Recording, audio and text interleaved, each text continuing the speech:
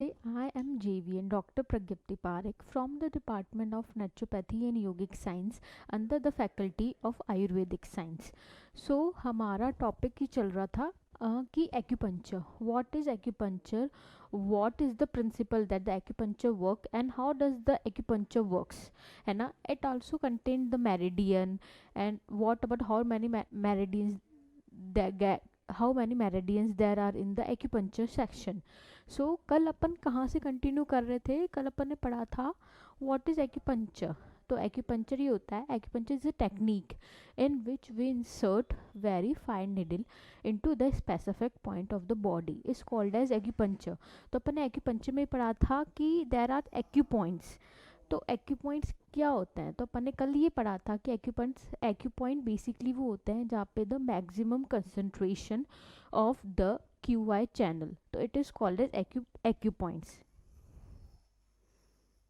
सो acu points ये होते हैं. तो बेसिकली अपन एक्यूपंक्चर में ही एक्यू पॉइंट को स्टिमुलेट करते हैं ताकि अपन की जो क्यू आई जो ची एनर्जी होती है वो अपन की सही तरीके से फ्लो कर सके बॉडी के अंदर. कल अपन ने ये पढ़ा था that are how many points are there in the acupuncture. So basically according to the TCM there are 2000 points है ना, there are in acupuncture. So basically in the modern theories के अकॉर्डिंग देर आर 12 मेरिडियंस होते हैं acupuncture में. और एक जो अपन के 2 मेरिडियंस होते हैं that is DU and RAN, वो अपन के एक्स्ट्रा ऑर्डिनरी चैनल्स होते हैं. तो अपन ने कल ये पढ़ा था कि acupuncture that is acupoints of traditional Chinese medicine. तो अपन ने पढ़ा था कि एक्यूपंक्चर पॉइंट कहाँ से ओरिजिनेट होता है, कहाँ से इंसर्शन होता है, और हर एक चैनल का अलग अलग स्पेसिफिक मेरिडियंस होते हैं जो कि रन करते हैं अपन की बॉडी के अंदर. वो अपन के पूरे लेफ्ट पार्ट और अपन के पूरे राइट पार्ट्स में होते हैं.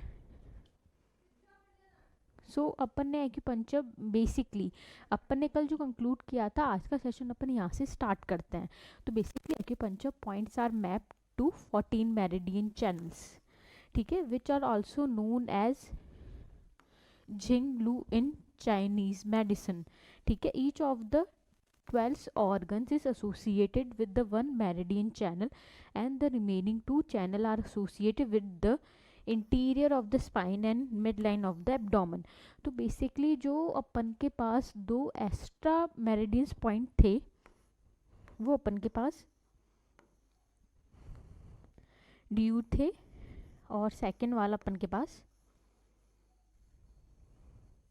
RAN था. तो बेसिकली जो अपन को बोलते हैं interior of the spine and mid line of the abdomen, तो बेसिकली जो अपन के पास एक्स्ट्रा मेरिडियन पॉइंट होते हैं वो DU और RAN होता है.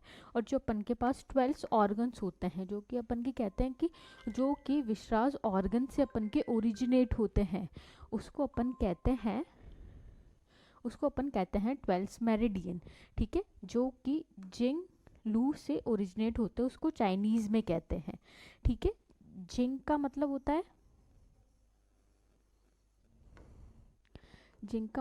है पाथ,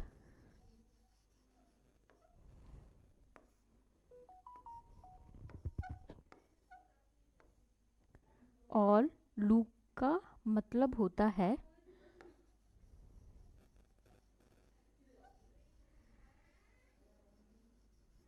मेरिडियन. तो बेसिकली जो अपन ने पढ़ा होता है वो जिंग का मतलब होता है पाथ और लू का मतलब होता है मेरिडियन, जो कि यूजुअली 12 ऑर्गन से एसोसिएट होता है. तो अपन इसका बेसिकली कहते हैं कि अपन के 12 चैनल्स होते हैं जो कि अपन मेरिडियंस पढ़ेंगे आगे जैसे जैसे अपन की प्रोसीड होते जाएंगे.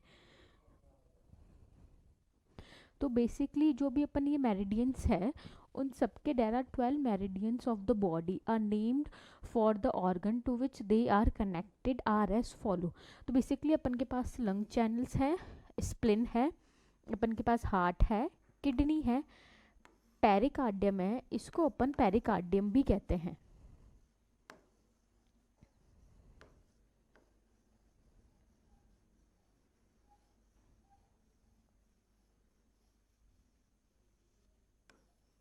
सो बेसिकली अपन इसको पेरिकार्डियम भी कहते हैं. लिवर है, लार्ज इंटेस्टाइन है, स्टोमक है, स्मॉल इंटेस्टाइन है, ब्लैडर है, यूजुअली इसको यूरिनरी ब्लैडर भी कहते हैं.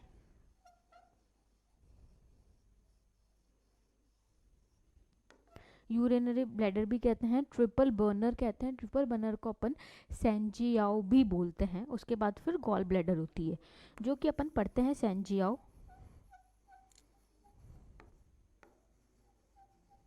जो सेंजियाओ होती है वो बेसिकली अपन ने इसका एक और नाम देते हैं।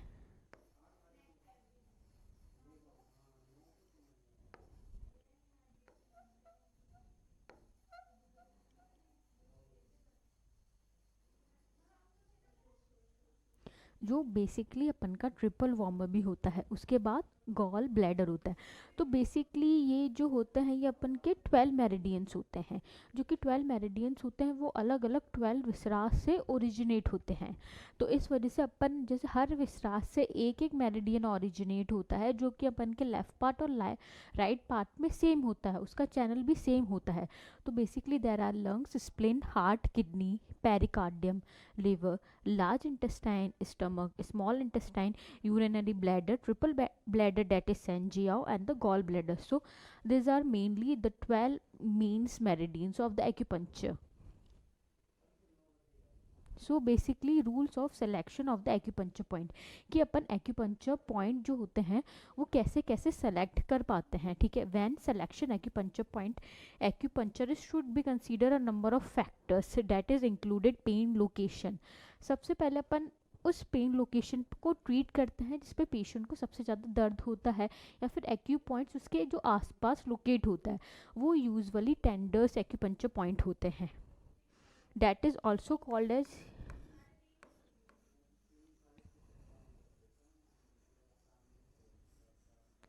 टेंडर्स एक्यूपंक्चर पॉइंट होते हैं। ठीक है, जो अपन यहाँ पे पढ़ते हैं दैट इज मेरिडियन।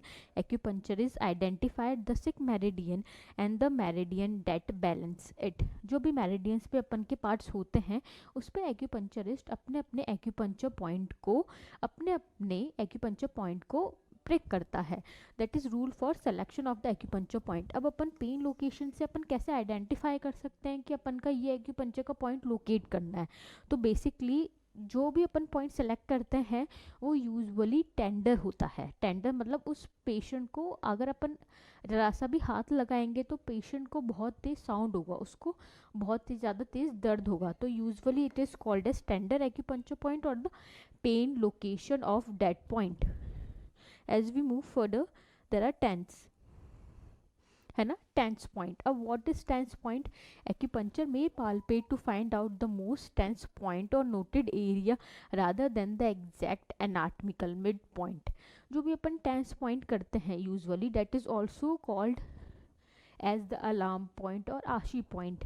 तो यूजुअली अपन को एक्यूपंक्चर में वो ही आइडेंटिफाई करके उसको प्रिक करना पड़ता है। ठीक है, अपन जैसे ही बोलते हैं what is patient pattern identification in traditional eastern Asian meridian, acupuncturists use pattern identification to analyze clinical formation and select the most appropriate treatment, usually according to the TCM। acupuncture usually क्या करते थे, एक specific जो anatomical positions होती थी उसको identify करते थे। जैसे कि अपन के पास, जैसे कि जो अपन ने कल पढ़ा था LI4 that is usually located on the web margin, है ना, and the highest located point जो होता है वो LI4 होता है।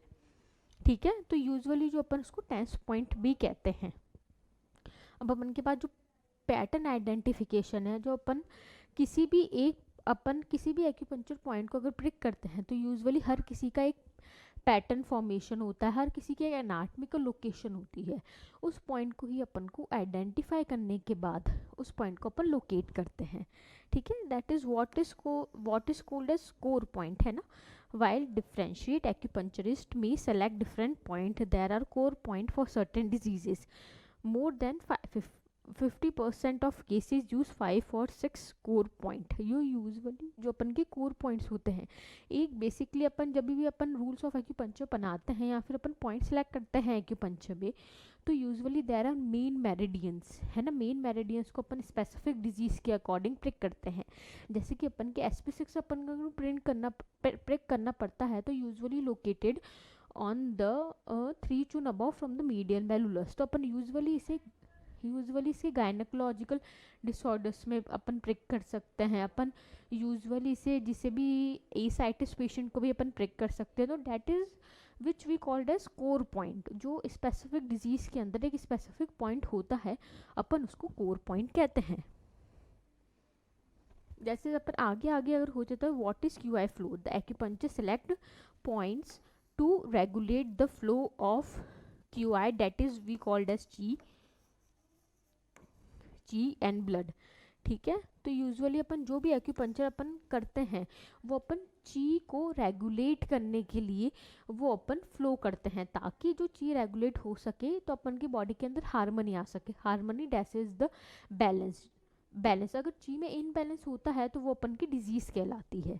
ठीक है, what is pain relief, acupuncture में कुछ ऐसे पॉइंट्स होते हैं जैसे कि ST44 हो गया, ST45 हो गया, जैसे कि LI4 हो गया। ये यूजुअली अपन के जो भी पॉइंट्स होते हैं वो यूजुअली अपन के पेन रिलीफ वाले जो पॉइंट्स होते हैं, जो अपन यूजुअली मस्कुलोस्केलेटल डिजीज में दे सकते हैं।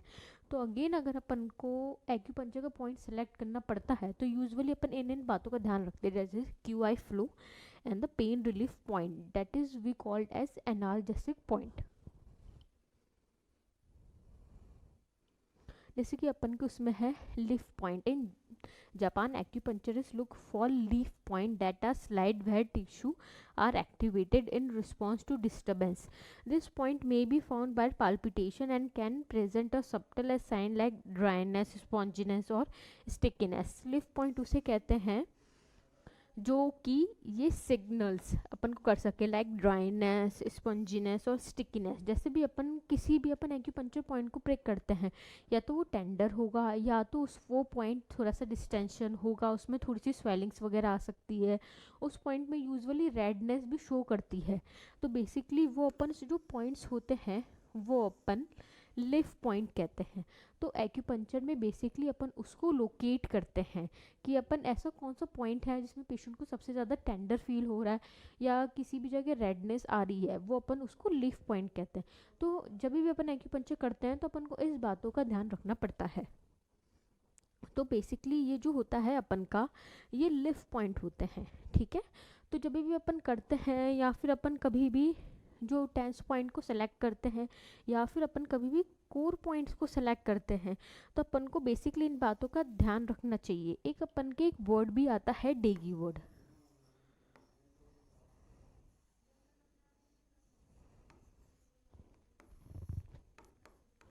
ये जो यूजुअली होता है डेगी वर्ड, ये एक 4 सिम्टम्स को डिनोट करता है, that is numbness, soreness, distension या फिर रेडनेस। जब भी डेगी वर्ड ये चाइनीज से डिराइव्ड होता है, ये यूजुअली चाइनीज वर्ड से डिराइव्ड होता है, that is we called as deqi. तो डेगी जो भी होता है वो यूजुअली 4 सिम्टम्स को डोनेट करता है। तो जब भी अपन एक्यूपंक्चर पॉइंट प्रिक करते हैं या फिर अपन कुछ भी करते हैं तो अपन को इन चारों बातों का बिल्कुल ख्याल रखना पड़ता है, that is tense point, core point, that is अपन का पेन लोकेशन पॉइंट क्या होता है और मेरिडियंस क्या क्या होते हैं। तो अपन को इन बातों का ध्यान रखना पड़ता है किसी भी एक्यूपंक्चर को प्रिक करने के लिए। ठीक है, एंड दैट्स ऑल। ठीक है, that's all for the acupuncture. तो अपन ने पढ़ा है कि what is acupuncture, introduction of acupuncture अपने पढ़ा है। अब अपन नेक्स्ट स्लाइड में जैसे कॉन्सेप्ट ऑफ एक्यूपंक्चर को उठाएंगे। ठीक है, थैंक यू, नमस्ते।